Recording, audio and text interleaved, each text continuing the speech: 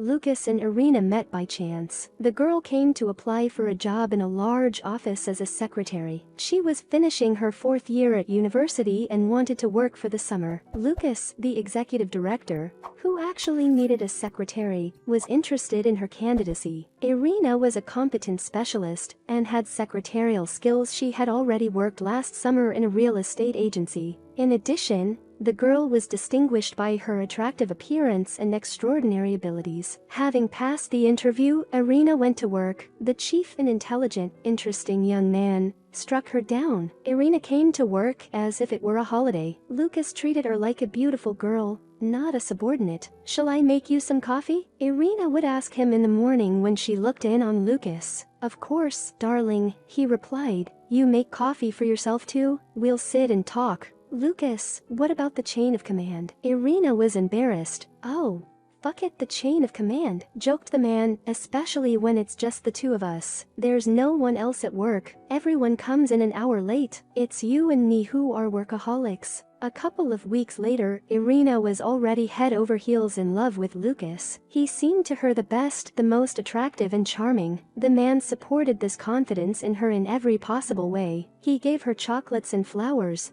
drove her home in his luxury Mercedes S-Class, showered her with compliments. "Olga, I must have fallen in love," dreamily said Irina girlfriend, with whom they rented a room together in the dormitory. "He is just amazing, the best." "Irina, do not do this. You realize that you are for him another trophy? He'll never take you seriously. Who are you, a secretary from the backwoods, and who is he? An executive director of a large firm. Be realistic, friend." "Olga, he's not like that at all." Irina frowned. "He's real, not one of those pompous bastards who do not consider ordinary people for people. He loves me too." "My dear, how naive you are," she laughed. "They're not like that when they want something. You must have really fallen in love. They are all the same, these majors. He only wants one thing from you, and all your soulful impulses, they only flatter his ego. You'll see. Do not believe everything you hear, and do not believe your eyes. They now see only what you want." And indeed, Irina saw only good things in Lucas. She didn't notice a single negative trait in his character. A perfect man.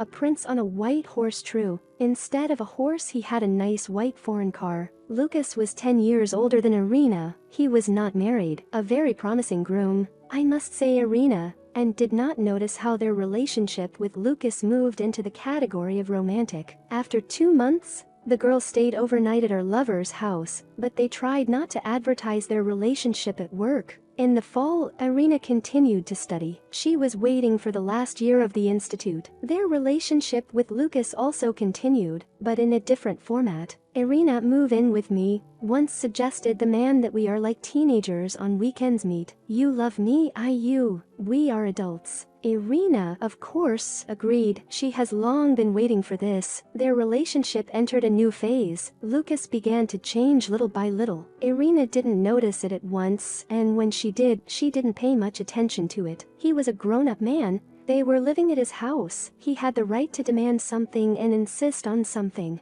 Soon Irina already knew that her husband's personal belongings without his permission cannot touch. That he likes to have a fresh dinner waiting for him at home, hates fast food, and never eats yesterday's food, only freshly cooked. Once in a restaurant they were served a cold side dish. Lucas reprimanded for this waiter, administrator, and even the cook. He made a huge scandal. In the end, the owner of the establishment himself apologized to him, and the waiter was made an extreme and fired. "Lucas, why are you so?" Irina asked quietly. She, in general, sat quietly, like a mouse, watching the scandal that broke out. She was very unpleasant and even ashamed that her favorite, a man, not poor and representative, behaves so rudely, calling the waiter boy names. He knew he was bringing us cold food, so it's as much his fault as the cook who took so long to prepare it. I'm paying a lot of money for dinner, so I demand proper service. What am I wrong about? Irina shrugged her shoulders. She seemed to be right about everything, but something was still bothering her. "How lucky you are, daughter," Elena rapturously oohed and awed. Having arrived at her daughter's luxurious wedding, such a man, rich, handsome, his own business. "And what kind of apartment you have. I've never seen such an apartment in my life. 2 floors, 8 rooms, modern renovation." "Yes, mother, I'm very lucky to have Lucas. agreed Irina. Besides, I love him, and I'm not just getting married out of convenience. It's not a sin to marry such a man, even if it's a marriage of convenience. Elena sighed. She kept looking for an ideal husband, kept trying to organize her personal life. She had daughters by different husbands, with Irina and her older sister. The woman practically did not communicate. She was predominantly busy with herself. Elena worked, traveled abroad, to resorts and sanatoriums again, trying to find a life partner. Sometimes she found, as it seemed to her, a suitable candidate. Then the woman plunged headlong into a new relationship, and again she had no time for her daughters. They somehow grew up on their own, even studied. Irina did not remember the names of all the men whom her mother brought to their house, presenting them as husbands, and she didn't need to. Her father, too, the girl almost did not know. He divorced her mother when she was only 2 years old. The man left to earn money. Sometimes he called his daughter or transferred money to her card. They saw each other only a couple of times when Irina was still in school, but her father paid for her daughter's education at the institute. He couldn't come to his daughter's wedding. Some health problems, he said. Irina did not go into details. In fact, they remained strangers. Yes, Mom, Lucas is a wonderful man, Irina repeated. Something deep in her soul was gnawing at her, but she tried not to think about it. After the wedding, the young couple flew to the islands. Those were the best days of Irina's marriage, the days they lived for each other. About them the young woman then remembered with sadness and longing. I don't want you to work. Lucas looked at Irina, squinting.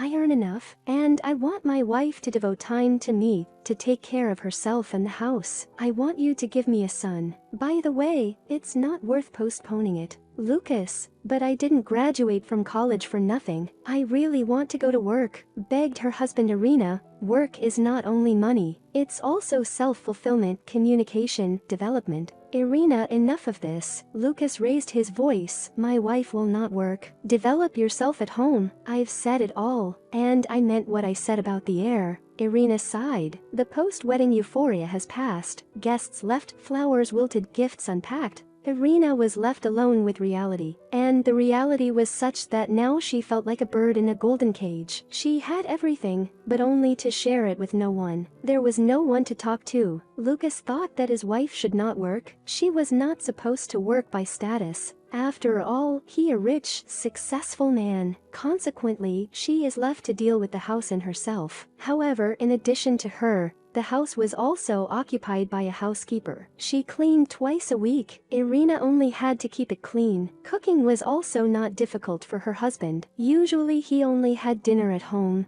and in the morning, he drank coffee. The man had lunch in a restaurant near the office. Engaged in myself for days on end, Irina could not, and she had no desire to do so. Friends too, she had no. Former buddies. Again, according to her husband, now she was not in status, and knew she did not have time to make. And Irina did not like the wives of partners and friends of her husband, these so-called aristocrats. Too fake, they smiled at her, too showy, trying to make friends with her. Too empty were their eyes, and conversations meaningless. They talked about cosmetics and beauty salons, about fashion and their husbands. When many of them saw Matvey, their faces changed. Their eyes lit up, and their smiles became predatory and alluring. Irina noticed more than once how her husband's appearance affected the female sex. He could have chosen any one of them, she once realized. It's strange why he chose me. At that time, she still thought it was happy fate and love, naive. Lucas, I'm pregnant. Irina was shining with happiness. We're going to have a child together. The young woman was, indeed, happy. She dreamed of this baby. At least she would be in business, she would feel needed. She would also have a child with Lucas, which in itself was happiness. I'm very happy, my dear. Lucas smiled discreetly.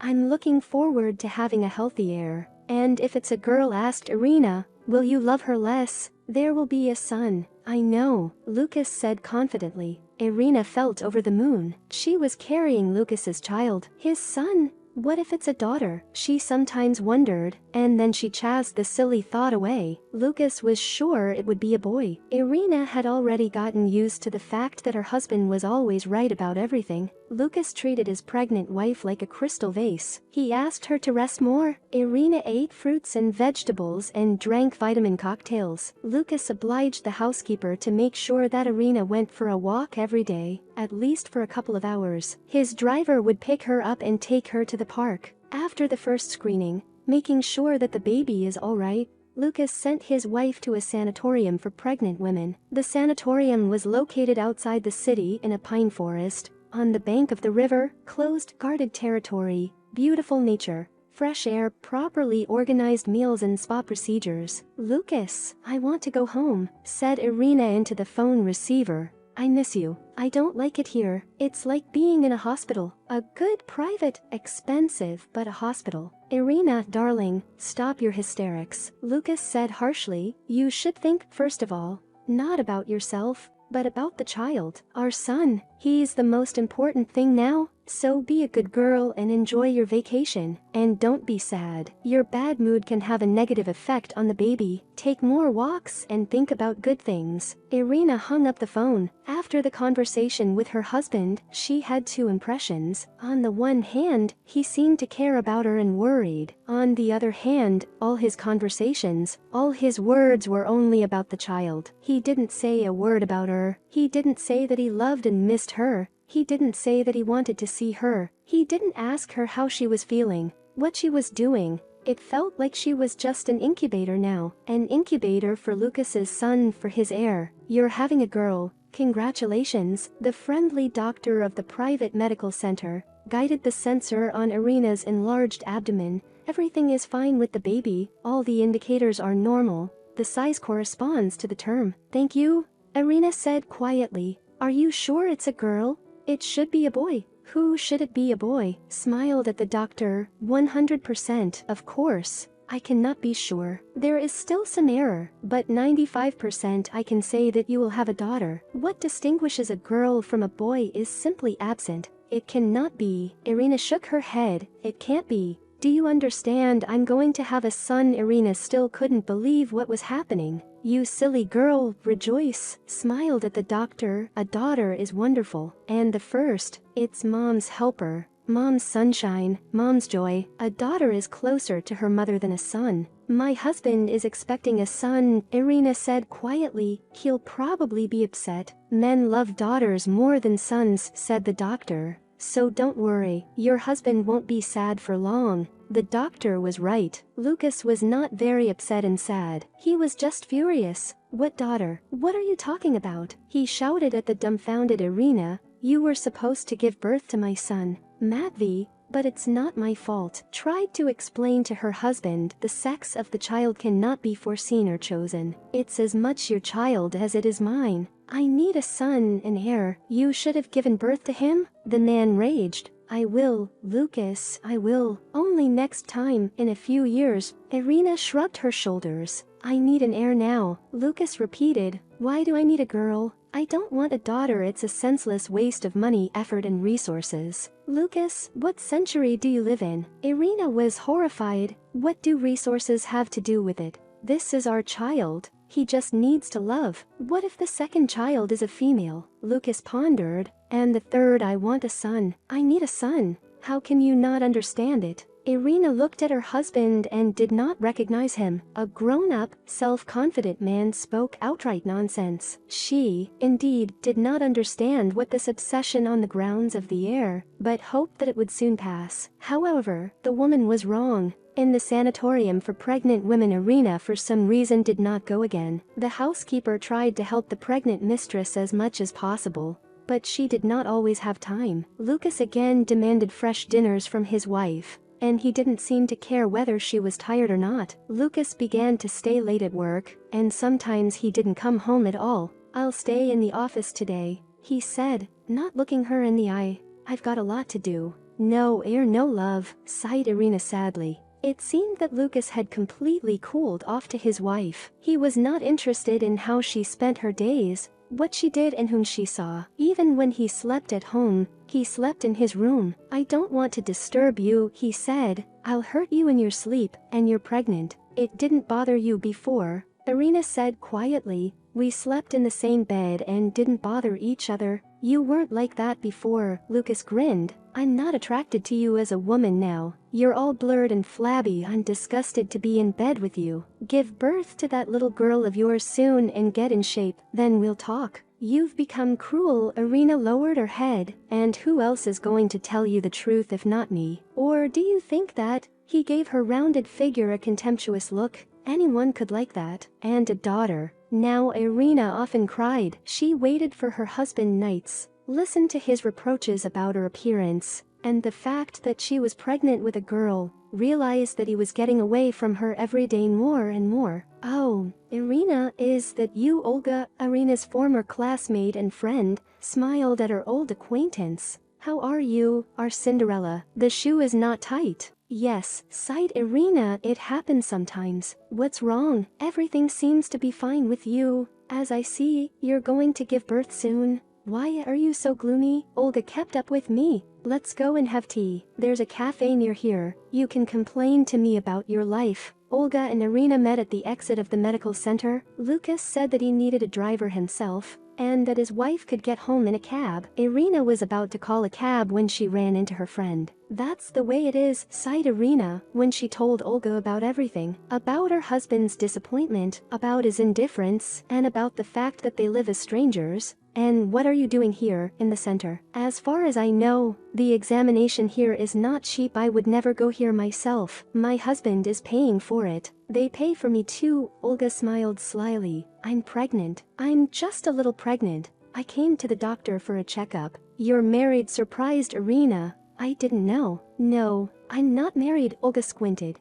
"You don't have to be married to be pregnant." She chuckled. "You have an outdated view of life." "Not necessarily," Irina agreed. "Will you give birth?" "Lucas will have to look for a new secretary again. He was so pleased that I recommended you to him. He praised you so much." "You said he praised you?" Well, Olga was obviously thinking somewhere far away. "Do you know what your husband's idea of an heir is?" "Why a boy? What's wrong with a girl?" "I don't know exactly," said Irina. "His mother said last time that Lucas's father had made a will. Lucas would get the company only when he had an heir. Otherwise he's just the manager." "You know how Lucas feels about the company." "I know." Olga frowned. "Now I see." That night, as well as the following ones, Lucas slept at home for some reason. Irina did not know that before that between him and her former friend had a serious conversation. "I do not want to be an incubator for your heir," said Olga calmly. "I had a medical abortion." "I'm not Irina. I will not tolerate such an attitude. After all, as I understand, you are not going to marry me anyway, and I will not allow myself to be used." "Why did you have an abortion?" "What if you had given birth to a son? I might even have married you after that." "Yeah," Olga snorted.